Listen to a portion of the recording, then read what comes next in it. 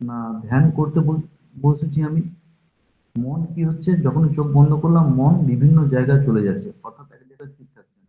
এদিকে যাচ্ছে, ওদিকে যাচ্ছে, কলকাতা যাচ্ছে, বোম্বাই যাচ্ছে, দিল্লি যাচ্ছে, বিভিন্ন রকম উদ্ভট উদ্ভট চিন্তা আমাদের মধ্যে চলে আসছে। তো বিরক্ত লাগে যে তাই তো আমাদের ধ্যানটা ঠিক হচ্ছে কিনা। এ নিয়ে কিন্তু বিরক্ত হওয়ার কোনো কারণ নেই। কারণটা বলি, যখন চোখ খুলে আমরা কোনো কাজ করি তখন কোনো উল্টোপাল্টা চিন্তা আসে না। চোখ বন্ধ করলেই যত সমস্যা, যত রাজ্যের চিন্তা চলে আসে। এটা কেন হচ্ছে? চোখ খুলে কোনো কাজ করতে, যেমন এখন একটা আমি বই পড়ছি, বই পড়ার সময় কি হচ্ছে, আমি সচেতন ভাবে বইটা পড়ছি, আমার অন্য কোনো চিন্তা আসছে না। আমি স্বামী সমস্যারানন্দের একটা বই থেকে পড়েছিলাম এই বিষয়ে, সেই বিষয়ে সবাইকে বলবো আজকে। যখন আমরা বইটা পড়তে ব্যস্ত থাকছি তখন আমরা কিভাবে পড়ছি, মনের উপরের স্তর দিয়ে পড়ছি, অর্থাৎ চেতন স্তর দিয়ে পড়ছি। আমাদের যারা বিজ্ঞানের ছাত্র ছাত্রী বা যারা মনোবিজ্ঞান নিয়ে পড়েছে তারা জানে মনের দুটো স্তর, তিনটে স্তর: চেতন স্তর, অবচেতন স্তর আর অতিচেতন স্তর। যখন আমরা চোখ খুলে কাজটা করছি তখন চেতন স্তরে করছি, তাহলে সেই সময় আর অন্য কিছু সমস্যা হচ্ছে না। কিন্তু যখনই আমি চোখটা বন্ধ করছি তখন কি হচ্ছে, আমাদের অবচেতন স্তরে যেসব বিষয়গুলো আছে, অর্থাৎ আমি এর আগে আগে যেসব কাজকর্ম করেছি বা যে কোনো বিষয় যেটা আমাদের মনে গভীরভাবে প্রভাব বিস্তার করেছে সেই বিষয়গুলো তখন উঠে আসছে বিভিন্ন রকম। যেমন যখন একটা বই পড়ছি বাংলা ভাষায়, স্বামী সমুদ্রানন্দ বলছেন যখন আমরা একটা বাংলা ভাষায় বই পড়ছি তখন কি হচ্ছে, আমরা বাংলা জ্ঞানটাকে সেখানে কাজে লাগাচ্ছি এবং সেটার সাহায্যে বইটা পড়ছি। কিন্তু আমার অবচেতনে কিন্তু ইংরেজি ভাষার জ্ঞানও আছে বা অন্য ভাষার জ্ঞানও থাকতে পারে, তখন সেটাকে আমরা কাজে লাগাচ্ছি না, কিন্তু সেটা আমাদের অবচেতনে আছে। তাহলে যখনই আমরা মানে চোখ খুলে কাজ করছি তখন চেতন স্তরে কাজটা করছি, আর চোখ বন্ধ করলেই তখন কি হচ্ছে, সেটা অবচেতনে বিষয়গুলো ভেসে আসছে। অনেকটা একটা আলমারির মতো, আমাদের মনটা অনেকটা আলমারির মতো, বিভিন্ন থাক আছে, সেই থাকে থাকে আমরা জিনিসপত্র রাখছি। আমি সুমন একটা উদাহরণ দিয়েছেন যে গ্রীষ্মকালে আমরা উপরে কি জিনিসগুলো রাখি, কাছাকাছি কোন জিনিসগুলো রাখি, না জামা কাপড় যেগুলো সুতির, যেগুলো হালকা সেই জামা কাপড়গুলো রাখি। আর শীতকালে জামা কাপড়গুলো তখন আমরা নিচের দিকে রাখি। আলমারি খুললাম, খুলে উপরে জিনিসগুলো নিলাম গ্রীষ্মকালে। আর নিচের স্তরে রয়ে গেল, অর্থাৎ নিচের স্তরটা হচ্ছে অবচেতন স্তর, সেখানে শীতের জামা কাপড়গুলো রইল, সেগুলো আমার ব্যবহারের দরকার নেই। তাহলে এই জিনিসটাই হচ্ছে, যখন আমরা চোখ খোলা অবস্থায় থাকছি তখন চেতন স্তরের বাহ্য বিষয়বস্তুকে নিয়ে ব্যস্ত থাকছি, আর চোখ বন্ধ করলেই চেতন স্তরের বাইরের স্তর বিষয় দেখতে পাচ্ছি, ভেতরে যে অবচেতনে যে জিনিসগুলো আছে সেগুলো ভেসে আসছে, তাই না? তাহলে জিনিসটা বোঝা গেল কেন আমরা চোখ বন্ধ করলে বিভিন্ন রকম জিনিস আমরা দেখতে পাচ্ছি, আর চোখ খুললে আমরা কেন আমাদের মনটা এদিক ওদিক যাচ্ছে না। এইটাই কারণ, চেতন স্তর আর অবচেতন স্তর। আমাদের যখনই চোখ বন্ধ করছি তখন অবচেতন স্তরে আমাদের যেসব বিষয়গুলো আমরা মনে মনে ধরে বিভিন্ন দীর্ঘদিন ধরে আমাদের মনে সঞ্চিত জিনিসগুলো তখন আমার মাথার মধ্যে চিন্তায় চলে আসছে, যেমন আমাদের মনে হচ্ছে যে আমরা ধ্যান করতে অসুবিধা হচ্ছে, ধ্যানে ডিস্টার্ব করছে, কিন্তু ওইভাবে ভাবা চলবে না। এইটার কারণেই হচ্ছে ওটা। এইবারে বিষয় হচ্ছে, আমরা যখন প্রথম দিকে ধ্যান করছি, গোড়ার দিকে যখন স্টার্ট করছি ধ্যান, প্রথম প্রথম আমরা বেশ কিছুদিন ধরে 1 মাস বা 2 মাস যখন প্রথম প্রথম ধ্যান করছি, সবাইকেই আশা করি এই প্রবলেমটা হচ্ছে। সেটা হচ্ছে, যখন ধ্যান শুরু করলাম তখন আমাদের চোখ বন্ধ করতে কি হচ্ছে, আমরা হয়তো ঈশ্বরকে চিন্তা করছি, চিন্তা করতে করতে আমার 2-3 দিন আগের কোনো ঘটনা সেটা মাথায় ভেসে আসছে, যেগুলো আমার মনে গভীরভাবে দাগ কেটেছে।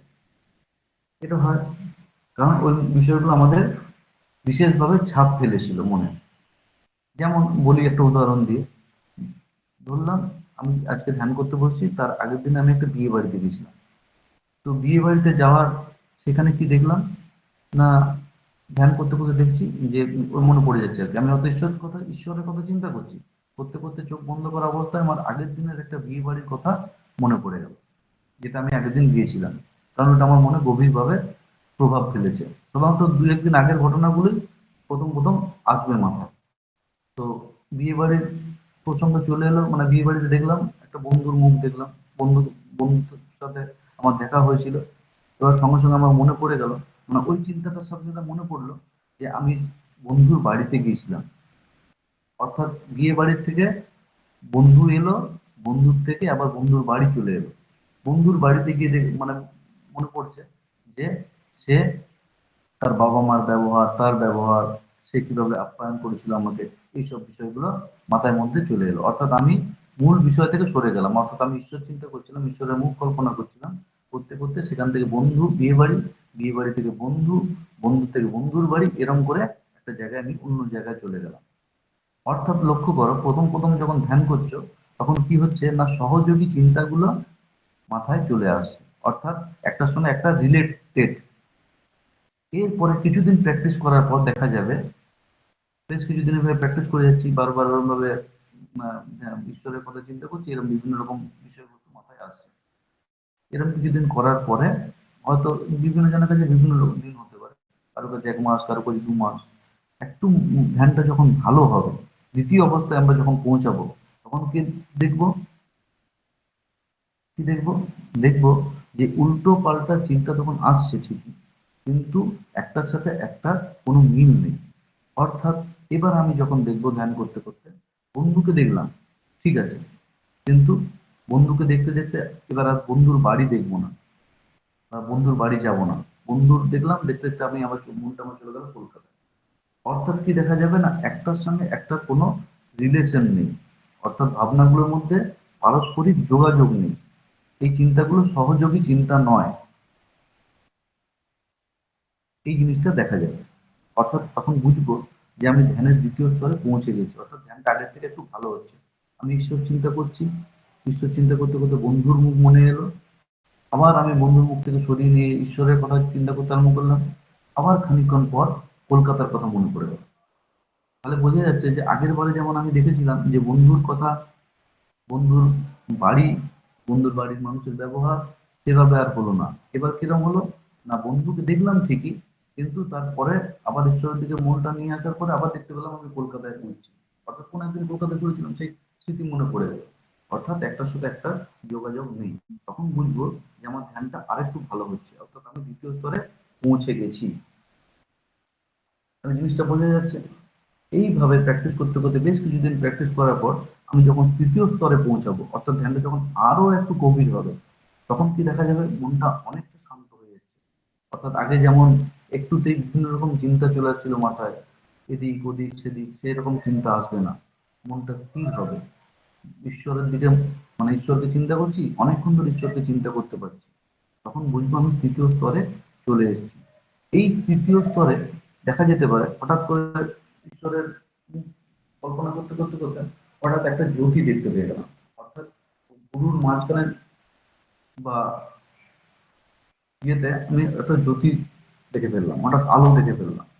কিংবা মানে ধ্যান করছি, ধ্যান করতে করতে করতে ঈশ্বর চিন্তা করতে করতে হঠাৎ একটা সুন্দর সুগন্ধ পেয়ে গেলাম, কিংবা হঠাৎ ঘন্টার শব্দ পেয়ে গেলাম, এরকম ধরনের বিভিন্ন রকম অনুভব হতে পারে।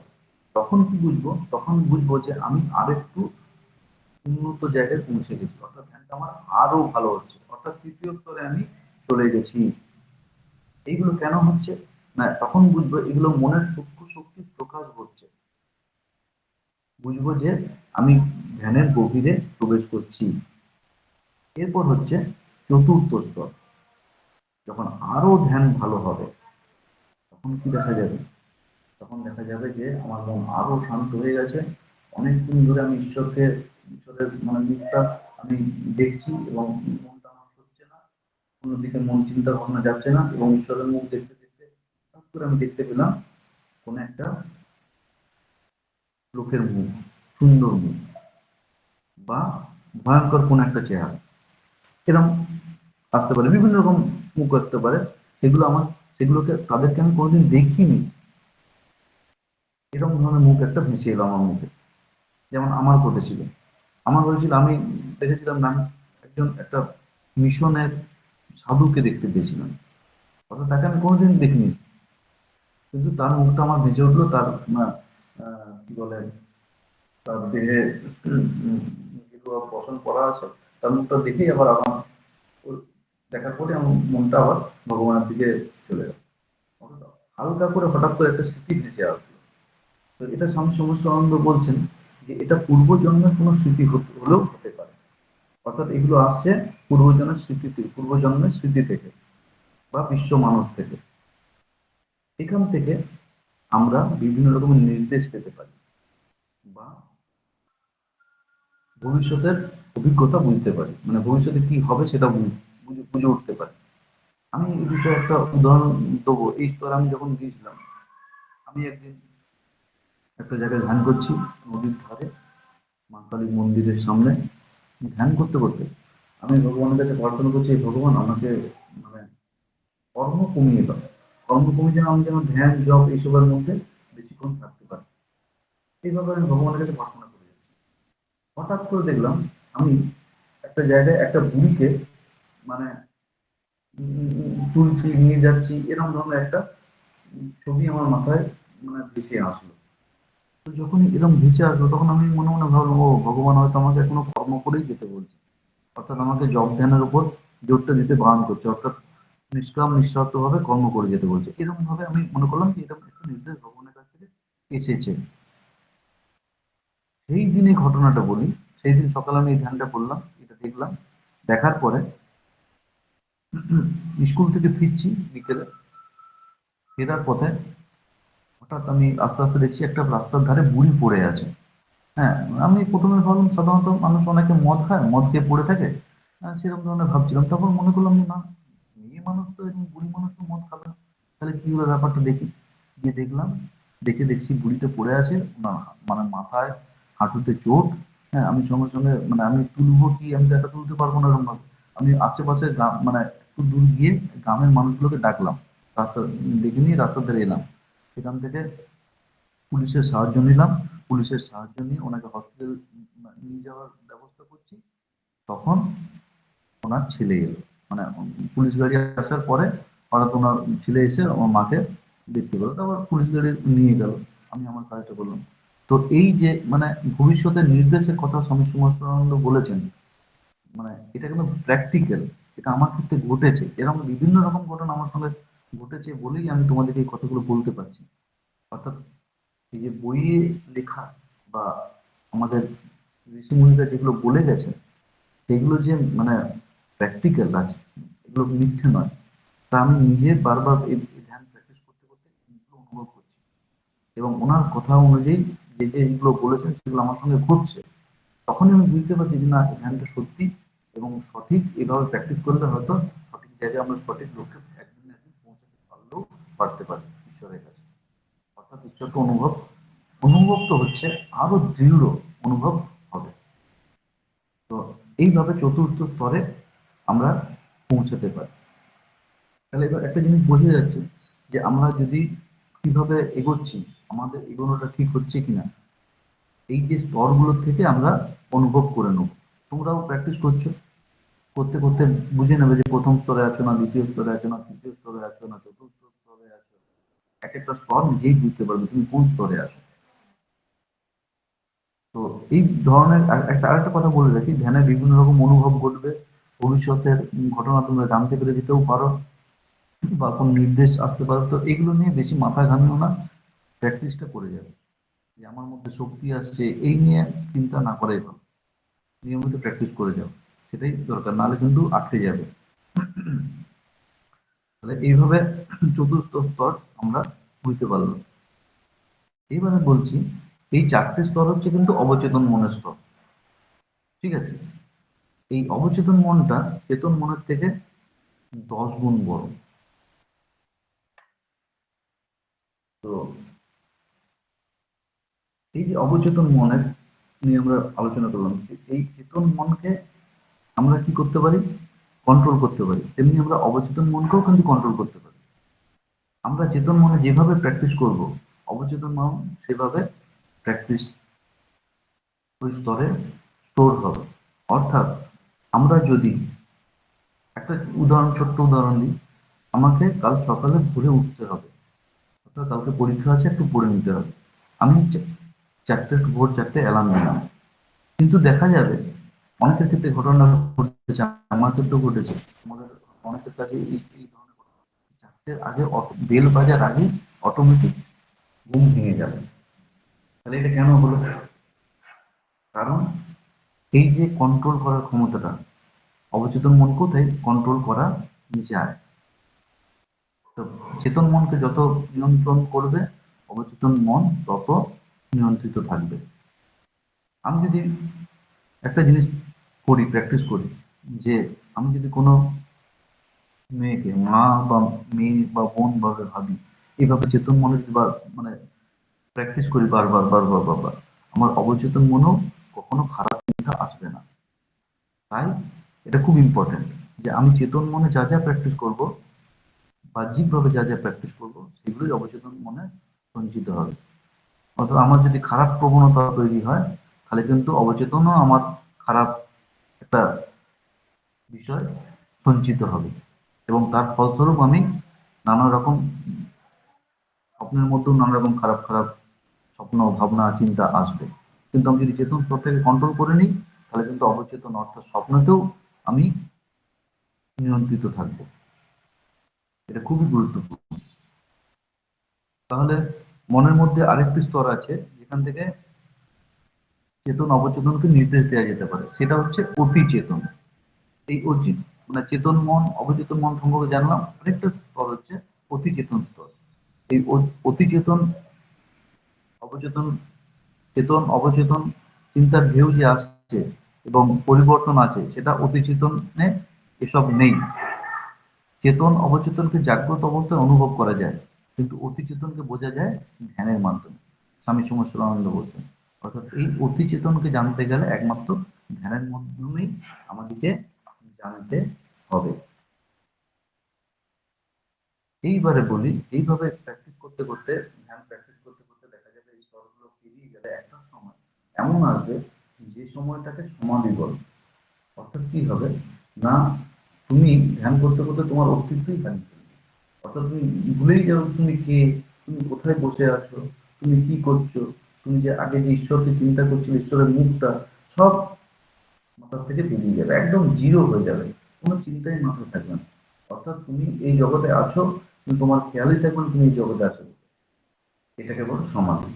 এইভাবে সমাধিতে পৌঁছে যেতে পারলে আরো নানা রকম আধ্যাত্মিক অনুভব ঘটবে, এবং হয়তো পূর্বজন্মের স্মৃতিও অনেকে এইভাবে পেয়ে যেতে পারেন। তো এই স্তরে যাওয়ার আগে আমি বলবো, একটা কথাই বলবো, কারো সান্নিধ্য থেকে ধ্যানটা করাই ভালো। সেক্ষেত্রে যিনি এ বিষয়ে এক্সপার্ট, যিনি জানেন, তার সংস্পর্শ থেকেই এই ধরনের ধ্যান করা উচিত।